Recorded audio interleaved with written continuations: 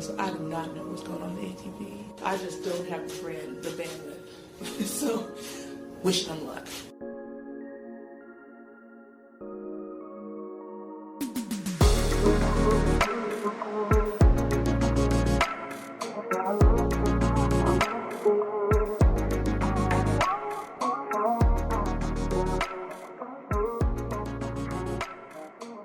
Hello everybody, welcome back to the Body Serve. I'm Jonathan.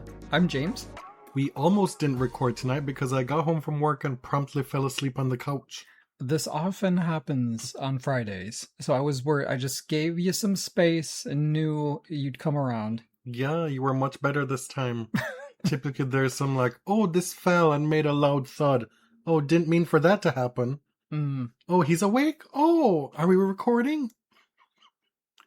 I made myself a tuna salad sandwich and had a splash of Coke. Not cocaine. Not that. Well, it's out of competition. And now I'm more energized. Great.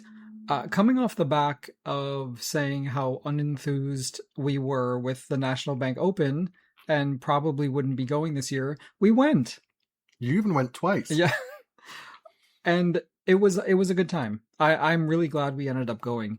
We went to the quarterfinals on that Tuesday night of last week, and then I went to the semis on my own on Wednesday. And was it that great of a time for me? Well, for you, I took off work.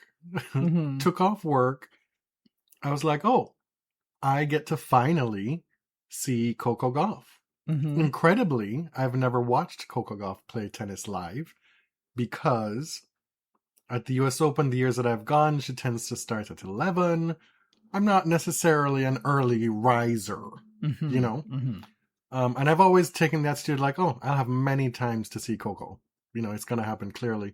I don't have to kill myself for this one specific instance. If I don't see her Monday, I'll probably see her Wednesday. And it just has never worked out like crazily. Like crazy things have also conspired, including as we're walking to the Sobeys Stadium. Is that what it's called?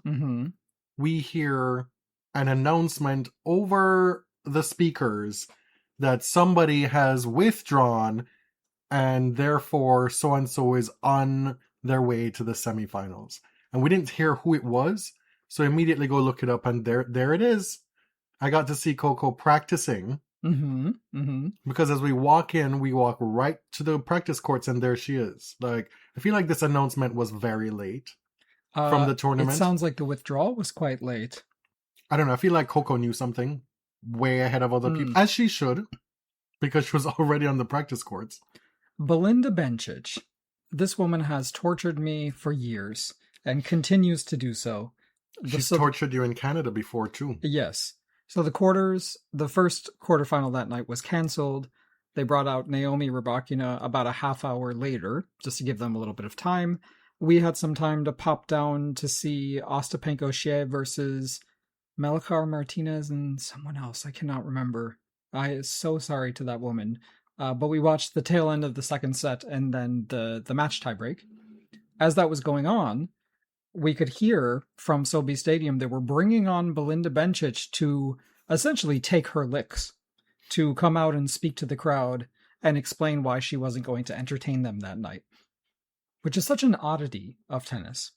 Because the tournament is now so long, there was no day session on Tuesday, Wednesday, or Thursday, and all you have is a night session of 2 singles matches, and then you had that doubles match on the grandstand.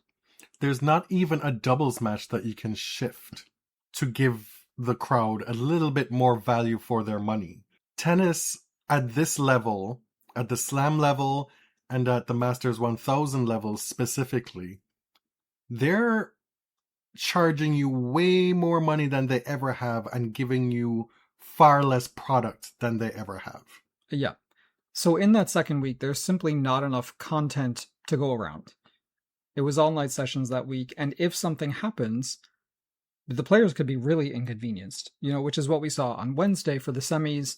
There was rain up until a little after 7:30. It took a while, of course, to dry the courts. Semis start late.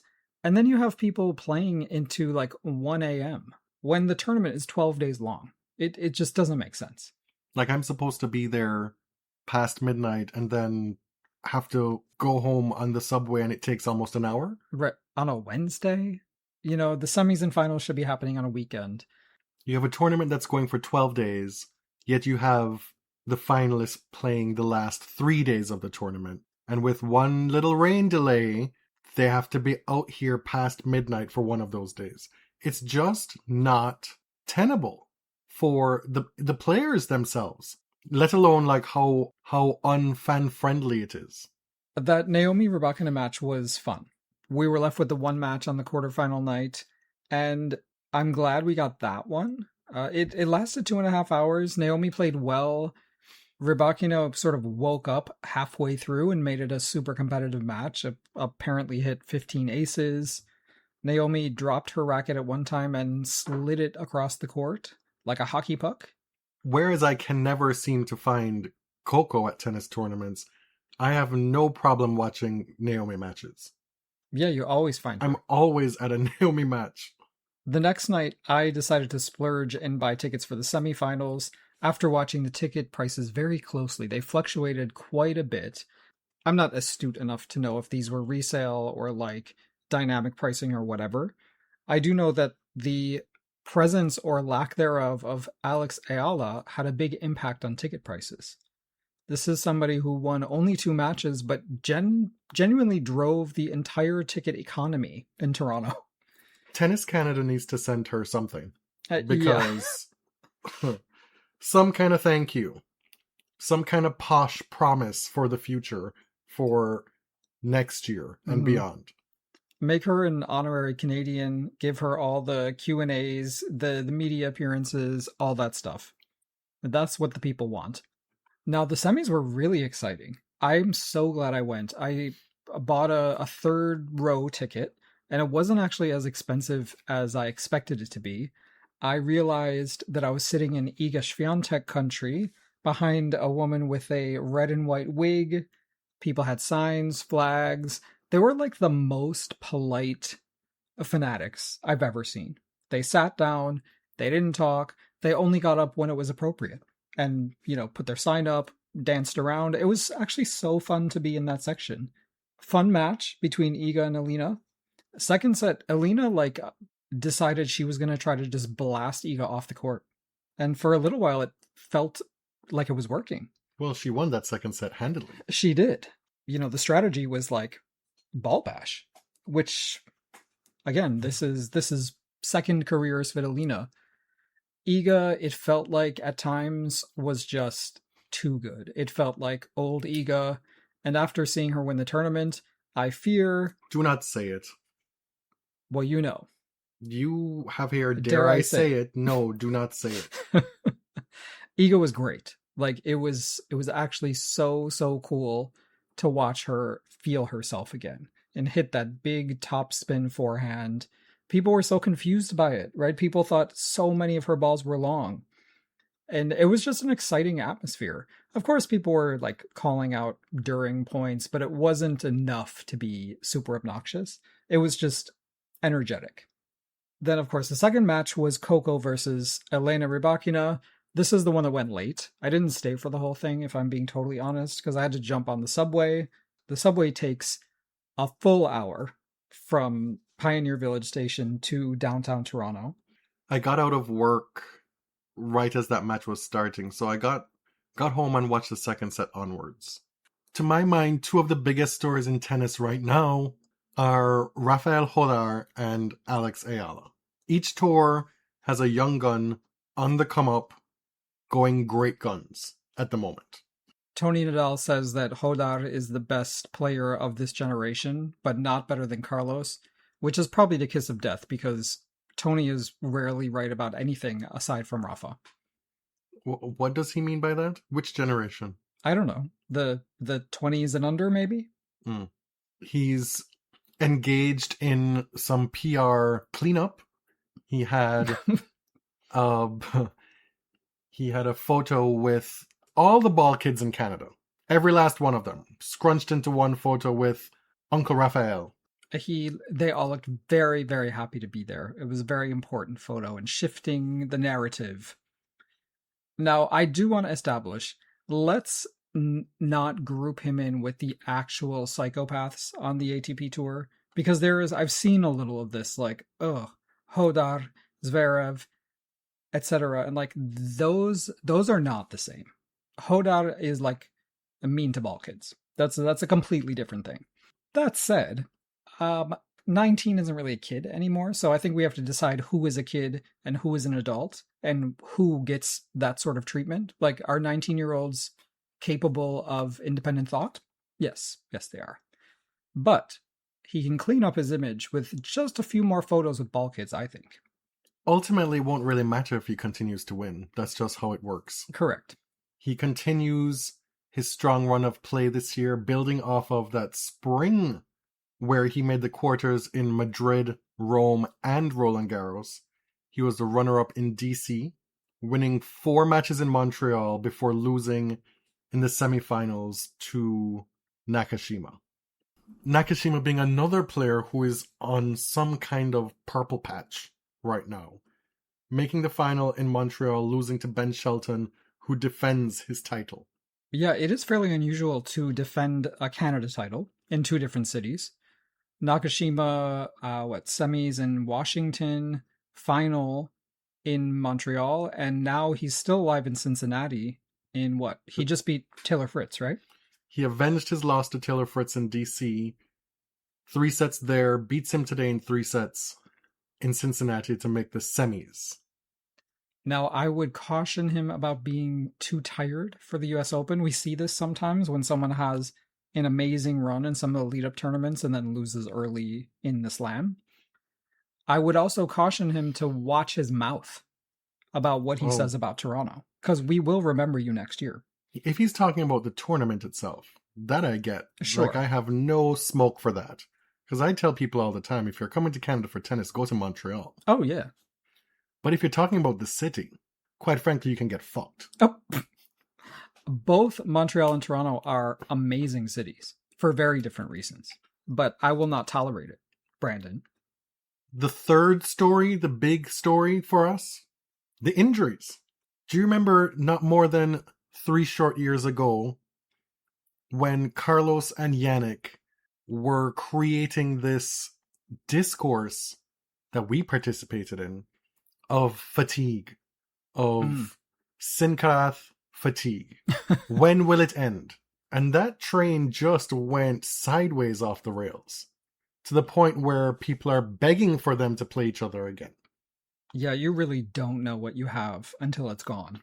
Until that guy wins Roland Garros, until that guy will be the number 1 seed at the US Open, because Jannik Sinner today announced he will not be playing.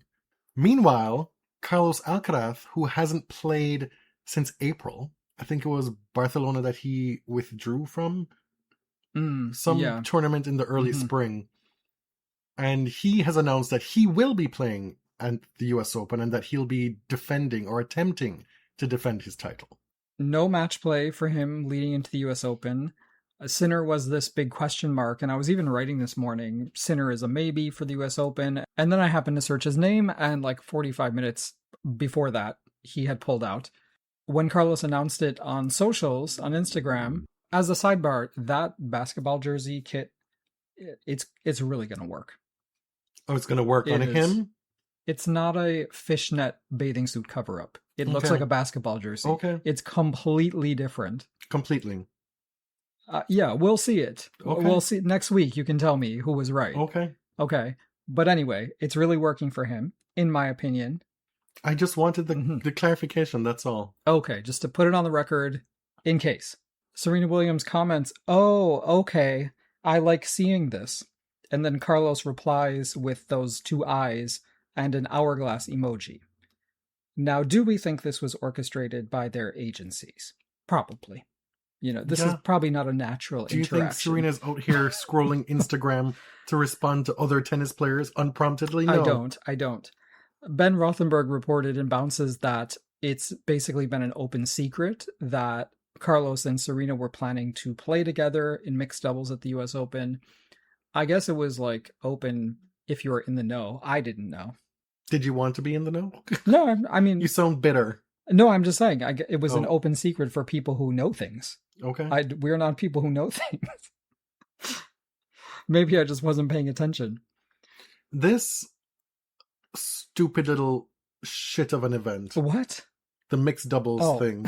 That now has qualifying. Oh, yes. To get into it. We have the best doubles players in the world having to fight for a spot. Who would normally be the top seeds if this were a traditional mixed doubles event, are now having to qualify to get into it, which I guess is throwing them a bone.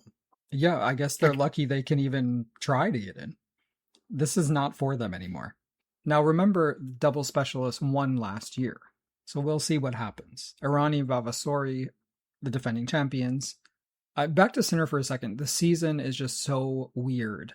Sinner starts the season by winning all 5 Masters titles in a row. People are talking about winning the Master Slam or whatever you want to call it all in 1 year.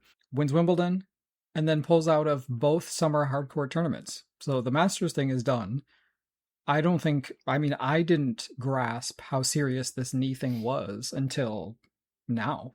After the French Open, most people were thinking, oh, he's going back to Torino to figure out his heat and humidity thing. But now we've got a knee problem too. Jack Draper is in the middle of it still with his injuries. Yeah. It's chronic bone bruise on his left elbow. And he says it's a very complex injury. The pain can flare up at unexpected times. And it makes it difficult to get match fit because even intense practice can cause the pain. In Montreal, we saw him in tears on a changeover versus Atman, and he lost that match. It wasn't that long ago that he was ranked number 4 in the world, and then he didn't play between the US Open and then a Davis Cup match in February, has only played 7 tournaments so far this year, and has first-round losses in Montreal and Cincinnati. I genuinely feel for him because it just seems like he doesn't know what to do with this thing. And he said he felt he hit rock bottom, and he feels optimistic because, well, where do you go from there? You can only go up. Djokovic was in the news. After not playing Montreal, he shows up to Cincinnati, loses first round, and then afterwards said, well, I've been dealing with this thing for years now that I can't really figure out what it is. He said it's a health condition that gets worse in the heat and humidity, and all these people on Twitter are saying it's long COVID. I'm not touching that one at all. I'm not a doctor. I'm not going to diagnose him from afar. But apparently he's been dealing with this thing for the past few years. He said it's likely that he will not return to Cincinnati. His documentary also came out recently. Have not seen it yet. I'm not sure if I'll watch it. As you know, these athlete documentaries are not really my thing. Even players I like, and he's not one of them. I will not be watching it. I will not. So enjoy. If the reports from those who had seen it indicated something interesting or something of note, then maybe. Mm-hmm. But that has not been the case to date. Yeah, I've seen more nonsense about vaccines and herd immunity and buzzwords from 2020. The other big story in tennis right now has to do with the Williams sisters. A lot of talk. Oh? I'm not going to wade into the Venus retirement wildcard thing any further until after the US Open, depending on developments, if she continues to take them after the US Open. But to date, she's lost something like 14 straight singles matches in a row. Yeah. It's not that many. Oh. Listen, everybody and their granny has an opinion about Venus right now. Mm-hmm. I don't even really care to add to it. So many people have also started reaching out to us about it. I think a lot of people have hit their limit, despite being or wanting to be super supportive of the elder Williams. Yeah, I think people are dealing with guilt over not wanting to see it anymore. Right? Just feeling like, I don't want to see her lose again. Stop giving her wild cards, but then feeling guilty about it because she's Venus Williams. I'm here to tell you, don't feel guilty. Your feelings are valid, babe. It's become kind of clear that the Serena Williams return to tennis thing was never really meant to be a big, long thing. Is it? I think when she told us, it was actually one of the few times when we should have believed something that came out of Serena Williams' mouth. Right. When she said that she was not here for a long time. And she recently talked about how she just wants to savor the time she's on court and learn to have fun without all those expectations about, breaking records and increasing her legacy. Can someone this great and this delusional turn that part of her brain off? And I use delusional as a compliment, as all great athletes are. The knee thing seemed to have been a pretty big deal after Wimbledon, and I think it's definitely curtailed what she hoped to have been a summer of Serena, a Serena summer. And she's only just returned to the professional court alongside Venus in Cincinnati. Folks who were there were able to see them play doubles live for the first time since the US Open in 2022, when Serena played her then last professional tournament. They got waxed in the first set, then they did some waxing themselves in the second set before being down big time in the match tiebreak, coming all the way back to 8-9, and then Venus double faulted. Yeah, I think they were down 2-8 in that match tiebreak, and it felt like something was building. And then, unfortunately, Venus serves one into the middle of the net, and then serves the exact same ball a second time to lose the match.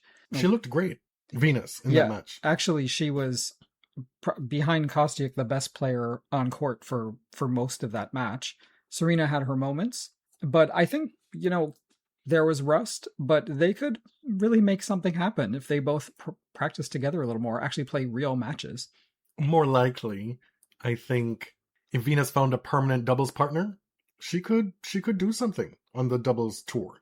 She's about to re-enter the WTA doubles 100, top 100. Yeah. And then she'll quickly fall out of it again after her points from the US Open last year fall off. Quarterfinals, right? If her and Serena don't go far, I should say. And Venus, of course, had some bad luck in doubles this summer, with both of her partners pulling out at Roland Garros and Wimbledon. And that was Haley and then Serena. She didn't even get to play those slams. We don't know what would have happened. I would welcome a Venus Williams who plays a dedicated double schedule. That would be cool. Now we have one women's singles wildcard TBA at the US Open, which is highly unusual. I just want to say... You've got a men's one as well, TBA. Really? Yeah. It's not typical practice, though. There's one that's being left so far. Okay. And Stan and Grigor both are waiting to hear. Oh. Kay was already kicked qualifying. He's in the qualifying draw. He didn't get a wild card. Actually, I think he got a wild card into qualifying. Okay. At the US Open, a number of the wild cards are already determined based on, there's a few reciprocals, there's like the winner of a playoff. I forgot the criteria, but I think 5 of them are determined that way. There's a summer series thing that JJ Wolf won, so he got a wild card. Oh, okay. But Sloan got one of the, I guess, I don't know what you call them, ad hoc. Discretionary. Wild cards. And we assume that they're holding the last one for Serena if she wants to play. I want no part of this anymore. Just take it or go. Well, it's just like Wimbledon. She doesn't know if she's physically up to the challenge yet. That's what it is. Okay. And it's not like, well, I'll just not play this year and play next year. This is the year. It's either this year or it's not. So that's what it is. Deal with it, James. So just take it. And then what? Embarrass yourself? She didn't embarrass herself at Wimbledon. No.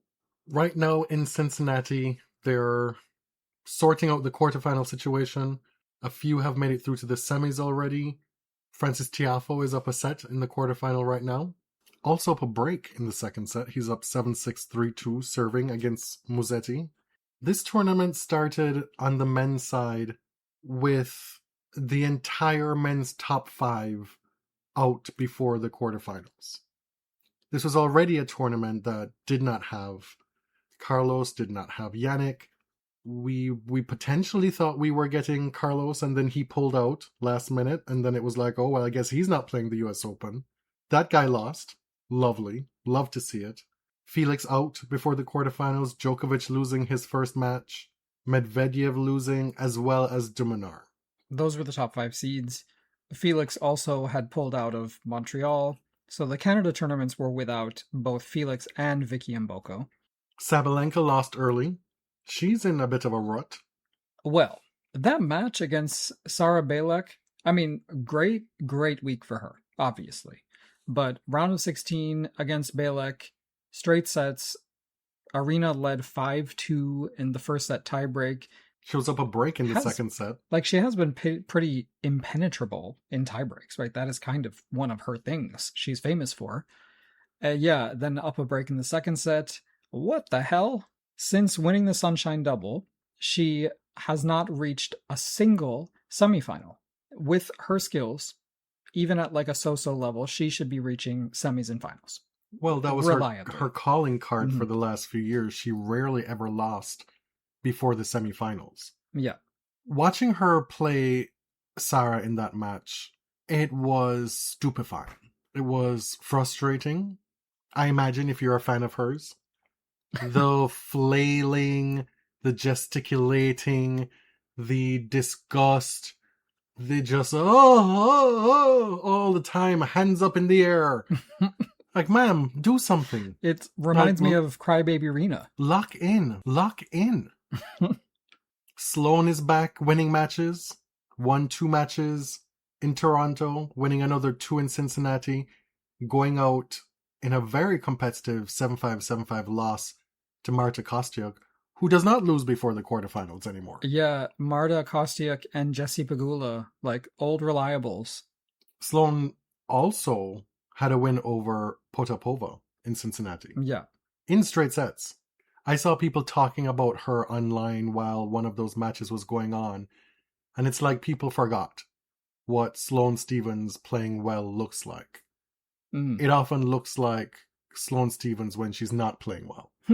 It's like, it looks like she's barely moving on court. Yeah. Like there's barely any effort, but she's just doing things, you know? It's like those... And making things happen. Those balls have like a few extra clicks and you almost didn't realize it. Easy power was always the catchphrase with Sloane, and it's still true. Balek followed up her win over Sabalenka with a come-from-behind win against Madison Keys today in Cincinnati. Oh, how quickly the tides can turn. It went from, oh, Madison is looking good, to maybe win a second Cincy title, to, oh, wow, this is another typical Maddie loss. I'm curious. So we haven't been to Cincinnati in real life since 2019, before the pandemic, and I think we went 5 years in a row, 2015 to 19. I'm curious about the changes. I know they've dumped tens of millions of dollars into that site. The grandstand, which I used to love when we went there, and I loved the seats like on the curve. You could always find a seat and just roll up. And they were all good seats, pretty much.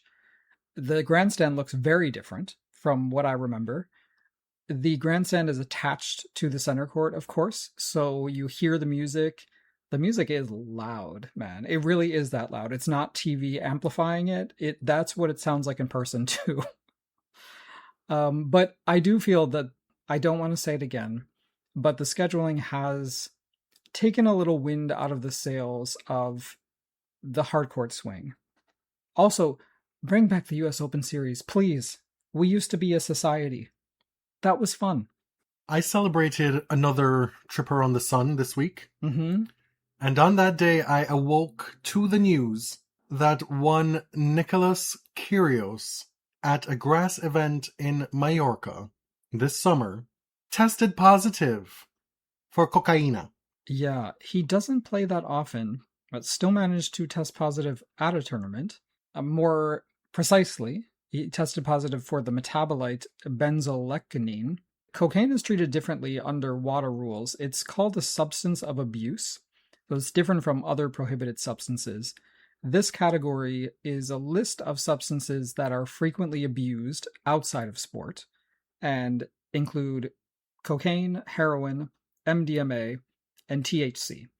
And this category allows WADA a little more flexibility in how they sanction players because the use can also be related to substance abuse.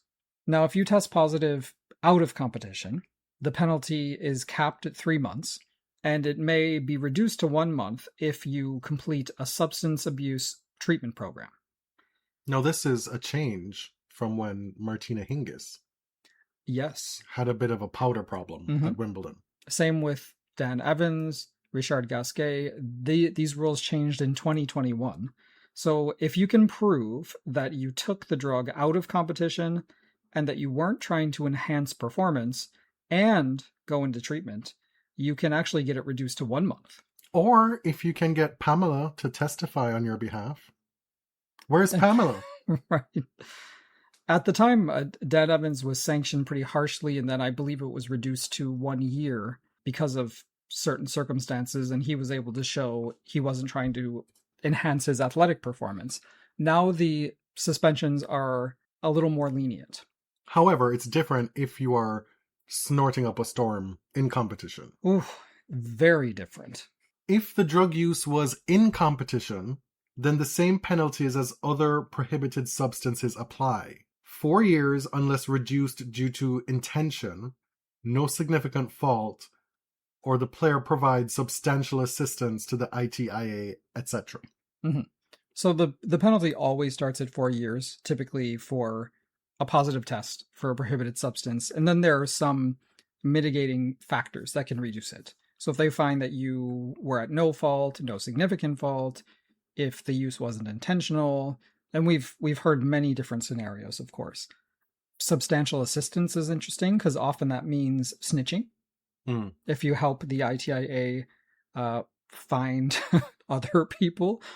If you recall, Kyrgios was slated to play doubles with Francis Tiafoe in DC, and then the team pulled out. Oh, I totally forgot that. So I'm wondering if that had something to do with the timing of this, you know? Regardless, Kyrgios issued a statement. Quote, "I wanted you to hear this from me first. I recently failed a drug test in Mallorca after testing positive for cocaine. I made a huge mistake, and I take full responsibility for it. I'm sorry to my fans, my family, my sponsors, and everyone close to me. Above all, I'm sorry to the kids who follow me.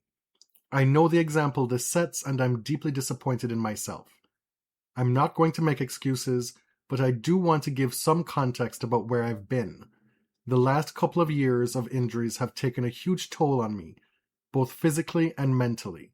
My body hasn't been able to do what my mind expects it to do, and coming to terms with being near the end of my career has been harder than I ever imagined. I've always said I didn't choose tennis, tennis chose me. But letting go of something that has been my whole life is one of the hardest things I've ever had to face. At times, I felt helpless and alone. None of that excuses what I did. However, the good news is that this has given me a wake-up call. For the next 28 days, I'll be stepping away from social media and public life while I focus on getting myself right. I'd ask that people respect my privacy during that time, and most importantly, the privacy of my family. I'm sorry. I'll do the work and come back better." Now, I'll ask the listeners out there to clap if you care. That is one of my favorite memes ever, Wendy Williams.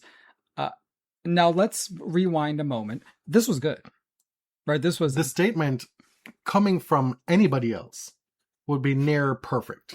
This is an example of someone who is letting their agent work for them. Unlike some other people we've seen who've tested positive and have just really gone off the deep end. This is an agent being allowed to do their job. Now, that doesn't mean I don't think he believes that. I think he probably believes what's written in this statement. I'm just saying it's good. It's clearly been reviewed by PR. It's rich, though. It's rich that this man is asking for privacy. This man is asking for understanding, for kindness from people. I'm reminded of another Wendyism. I would ask for my privacy, but I don't give people privacy. I do the hot topics. It's a similar situation where Nick has been cruel. I mean, to a lot of people for a lot of different reasons, but he's been extremely critical of players who are caught up in the anti-doping system, including Iga Swiatek, who was able to prove, by the way, that the drug she tested positive for was in a contaminated melatonin substance. Like that, she actually was able to prove that. Well, people are going to say, well, those are not the same things. Cocaine is not the same as a PED. Sure. So you want to talk about that? You can get into the specifics of that, the minutiae of that, but I'm asking for a general conversation about that. Oh, well, I don't know. I've never done cocaine. I have no idea. You know what I'm getting at here. I know the criteria for... It's a recreational drug. It's not a performance enhancing drug. That's what the public will argue. Those who want to defend him will argue. To say that, well, you can't be coming at him sideways now because he was on people's necks for trying to cheat the system. He was just out here gallivanting and having fun. It's not the same thing. Sure. I think we're talking about two different things here. But on that note, I will say, if you have the smoke for everybody, and you've had it for your whole career, you've talked your shit, then you have to accept the clapbacks. You have to stand there and take your licks. If you are brave enough to give it out, then you just got to stand there and take it. I'm sorry. Whether or not it's coke, THC, melatonin, whatever. You got popped. You admitted it. Now guess what? People are going to feel schadenfreude toward you because you weren't nice to them. Okay. I tried to lead you to water to talk about something. We were talking about specific. the same thing. The listeners Simona can Halep? decide. No, I'm just saying, okay, anyway. Simona said, never kick someone when they're down. Life has a strange way of changing positions, and an even stranger way of revealing the difference between an accident and a choice. You know, I'm not really going to bring you or carry you, Simona, on this. I think you should have sat this one out, in my humble opinion. I was just saying that, of course, people are going to have schadenfreude and going to want to shove this in his face. And given how outspoken he's been, right or wrong, you just kind of have to sit there and take it. He's had smoke for everybody and been mean-spirited to everybody his entire career. He implied, if not stated explicitly, that he thought Rafa was on drugs for said years. That about the whole Big Four. He's said so many wild, outlandish things about people without proof, just for clout, just to take up space, just for his ego. And there's no room for me for sympathy. I'm not even going to say empathy, no, because I can't relate. He's been very open about mental health struggles and drug use in the past, suffering from depression, and I genuinely hope that this is an opportunity for him to confront those things and work through it and figure out why he moves through life that way. And it's like technically the right thing to do, right? To extend empathy to somebody who's going through this. But I do wonder, like, who gets empathy very readily and who doesn't. Maybe he should go to therapy. Maybe he should figure out why he has not tried as he should have in his tennis career. That it's something that has been a point of pride for him. Yeah, that everything about his career is hypothetical. That's based on potential, what could have been. And we often talk about players in that light as a disappointment. Like, that's a disappointing thing. He wears that as a badge of pride. Like, yeah, I could have beaten you. I'm better than all of you, but I just didn't try. Okay. Well, I think it's pretty clear, right? Trying is like 90% of tennis. Trying to practice, trying to suffer, like Rafa did. He probably looked at Rafa and was like, ain't no fucking way I can do that. Like, what a loser. Well, that's the thing, right? It's not that it's cringe to try.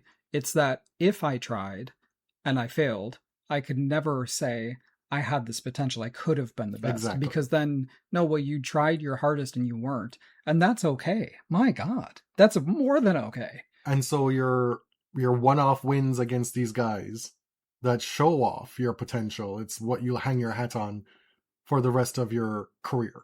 I'm just so many years removed from allowing this man to take up space in my presence that I struggle to find any kindness here. I don't know. I feel like he is taking up space. Do you want to work through that? I have to because it's on the agenda.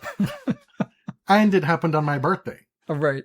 Out of my position on this is like, I've never really been that interested in the potential talk. It's not something that I really mourn for anyone except Monica Seles, which is something that was completely out of her control. There are a lot of people who could have been the best and weren't. There are probably people who never picked up a tennis racket who could have been the best and weren't. It just happens. And I don't know, like, it's just not that interesting to me. I'm also resentful of all the years we spent defending him on this show. Well, you can maybe go back, it was like 1 or 2 years. It may have even been, there may have even been trace elements of it much longer than that. Yeah. We gave him a lot of benefits of the doubt. But it was more like, look for the racism and how people speak about him. It wasn't necessarily defending him, but it was like the way people talk about Nick is complicated, and there are some ugly, ugly feelings behind it. You know? Right, but we also extended the empathy then. Yeah. My position is, I'm not celebrating this. Like, it doesn't make me happy, but it's also not something that's taking up a lot of real estate for me. So, and that's always an option. I don't get why that's just not an option for most, let's be honest, male commentators of the sport. You mentioned, like, sort of people viewing cocaine as not performance enhancing, and I wanted to talk about that for a moment. It is considered performance enhancing in sport, right? Now, there's a lot of evidence that it's not. It is a powerful stimulant that increases the level of dopamine in your brain. This effect doesn't last very long, as many of you know, like 15 to 30 minutes. It increases alertness, confidence, for some people, focus, which of course could be beneficial in competition, but you would really have to be like snorting in the locker room, you know? And as we know, in the 70s and 80s, a lot of people did that. Many of the top guys did that. Now, in reality, it probably degrades physical performance, and more importantly, it's not safe. And I want to go back to the criteria of what determines whether a substance is allowed in sport. Under the WADA code, the World Anti-Doping Code, you've got to fulfill 2 of these 3 criteria. The potential to enhance performance, the substance poses a risk or potential risk to an athlete's health, and finally, it violates the spirit of the sport. Oh, the spirit of the sport. Now, if you're curious about how to define the spirit of sport, open the World Anti-Doping Code, Google it, go to page 13, and you are in for a good time. It starts with, the spirit of sport is the celebration of the human spirit, body, and mind. And then goes on from there. So, clearly, cocaine would probably violate 2 and 3, that it's a clear risk to an athlete's health and that it violates the spirit of the sport. Okay. So it's hard to escape this 2 out of 3 one when one of them is so criminally vague, amorphous, and all-encompassing. Yes. So technically, a substance doesn't have to be performance enhancing to be prohibited. No, for Nick, with this drug test, cocaine, depending on how often you use it, stays in the system for a short period of time regardless. Yes. So you're working with 24 to 48 hours if you're just doing a little sniff here or there. Or if you're a habitual user, it can be up to a week, maybe 7 to 10 days. If you're just like snorting up a tornado, you know. Mm-hmm. But that's like the max. That's very rare. Yeah. In a blood test, usually the upper limit is like 48 hours. And in a urine test, up to 4 days-ish. And those are to find the metabolites. Which is to say, this could very well have happened in competition. And so... if it did, then he's screwed, right? This is the end. If it is, this is the end. The in-competition dates, if you're curious, for Stuttgart would be June 8th to 12th, but more likely would apply to Mallorca June 21st and 22nd. So his goal now is going to be to prove that he didn't ingest any on June 21 and 22, that it happened before, and the metabolites were still there. So if he can prove that it was out of competition, now he's entered a program, he could get off with just a month. Look, maybe this is the wake-up call. Maybe we're looking at the Wimbledon champion 2027 after he's made it through the rain to stand up once again on his own. Or maybe we'll just find a happier, more peaceful person. And that would be lovely. It would be good for the world. Do you know what I want to start singing? No, We Are the World? Heal the world. Oh, God. They're doing the drop a weird line thing into Cincy press conferences and TV appearances this time at the tennis channel desk. Previously, all those many years ago, they were stunting on the reporters in the press room. Yes. And I got by Naomi Osaka. What did she say again? If the juice is loose? Oh, it's something like that. Like, why would you choose O.J. Simpson? No. Anyway, yeah, I never really thought about that. I guess it was fine this time. I guess people find it cute. I mean, they know it's happening. It's almost like they're like, well, guess what the phrase is. And it's like, whoever does it most smoothly, they're like, oh my God, what was the actual phrase here? I don't know. Oh. I saw today that they were letting balloons loose and having players chase them and then filming it for content. Yeah. And it's like, do I amuse you? Like a clown? Like having... Am I a joke to you? Having Archer Feast do that? What are we doing here, guys? It felt a little bit of a racismo. Oh, really? Just a little bit. I am a total downer about this type of content. I don't like it. I think the pranks are stupid as fuck. I don't like pranks in general, so hate me, I guess. But yeah, I don't like the influencer stupid content we're seeing all over the place. I don't like official accounts participating in this very juvenile online behavior. At some point, can we just be not stupid? It's elevated. You want a more elevated discourse. It's the dumbing down of Western culture. It's purposeful. So you want a more elevated... We're all participating. Elevated discourse. I mean, you're on TikTok 24/7. Can you be serious for 1 second? My God. I don't care what kind of ice cream flavor you'd be if you were ice cream. Whichever one it is, you're still getting licked. And swallowed. Okay. So you're participating in this, are you? There was an ATP Challenger in Kingston, Jamaica. The first of its kind, not only in Jamaica, but in the entire English-speaking Caribbean. And it'll be 2 consecutive Challenger 75 tournaments. Do you want to know a little fun fact? I sure do. I love fun facts, as you know. These tournaments are being held at the Ligony Club in Kingston. I lived a 10-minute drive from there. Really? I had a friend, my best friend in high school, had a membership there, and he played there all the time. I never stepped foot inside those walls. You had friends with memberships? Apparently. Is Ligony in New Kingston? It's very close. Okay. Well, that's what they said online, so I figured you would know. Well, the Ligony Club is actually not in Ligony. Oh, I see. Yeah, it's actually in New Kingston. And I actually worked at the Scotiabank on Knutsford Boulevard as well for a spell out of high school. Come on, Scotiabank. Yeah. And then move to the mother country of Scotiabank. Jamaica number 1 is a fella named Blaise Bicknell, and he fell in the opening round to who? Max Purcell in 3 sets. If you recall, Max Purcell is the one who got an 18-month doping suspension for finger blasting vitamins into his system. Excuse me? That is not what that means at all. What? He got an intravenous infusion of vitamins that was over the 100 milliliter level that was allowed. And then when he found out, he was like WhatsApping the clinics, were like, yo, delete that shit. And then WADA was like, yo, let me see those messages. Unencrypt that shit. And then he caught a case. And now he's back. It was such an interesting case because he did this whole Instagram thing about how I'm turning myself in. I admit it. I'm taking the fall.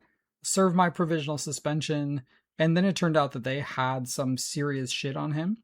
That his WhatsApp messages showed that he was asking the clinic to destroy all the records. And they showed that he didn't actually know what the allowable limit was.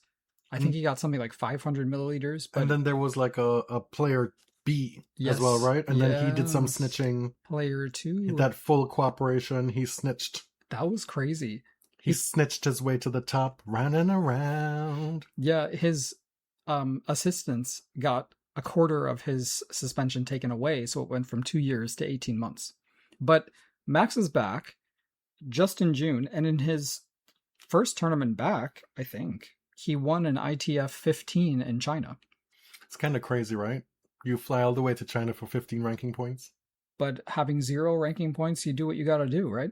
Maybe he had a good time. I don't know. I think he got the infusion in Indonesia, didn't he? Wasn't he in Bali? How am I? You're the drugs man. The US Open is upon us. I will make my, 4th journey? Or is it 5th? 5th. 5th? You went in 2022 for the first time. Wow. Mm-hmm. Really? Yeah, you've been every year since then, right?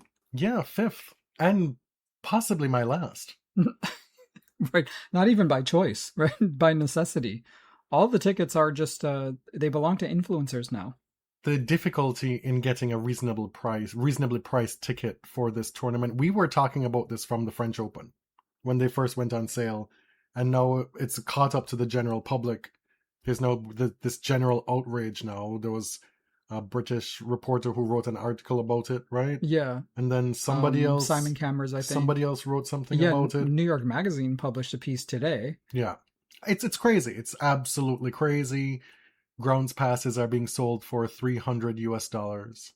Over 300, right? Over and $300. Oh, the base price is still reasonable. I dare you, try to get on any pre-sale and get a base price.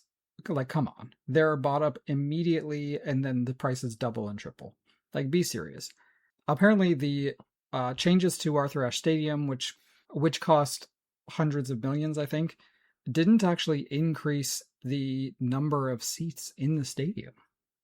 It just moved some seats closer to the court where they are more expensive and removed them from the less expensive area.